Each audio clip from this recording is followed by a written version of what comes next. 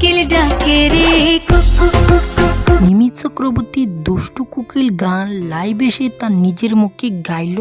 সেই ছোট্ট গানের ক্লিপটা নেট দুনিয়ায় মুহূর্তেই ভাইরাল। গানটা কিন্তু মিমি চক্রবর্তী তার নিজের মুখে গেয়েছে আর শোনা যাচ্ছে মনে হচ্ছে মানে একদমই রিয়েল গান। বুকটা করে দুষ্টু কোকিল ডাকে রে। মিমি চক্রবর্তী তার নিজের মুখে যে গানটা গেয়েছে, এই গানটা আপনাদের নিজের মুখে গাওয়াটা শুনে কেমন লেগেছে কমেন্টে আপনারা অবশ্যই জানাবেন। সুপ্রিয় দর্শক, আপনারা কে কে তুফান সিনেমাটা দেখেছেন ভিডিওটির কমেন্টে অবশ্যই আপনারা জানিয়ে যাবেন। সো গাইস, সবাই ভালো থাকবেন, সুস্থ থাকবেন। যারা পুরো ভিডিওটি দেখছেন তাদেরকে অসংখ্য ধন্যবাদ।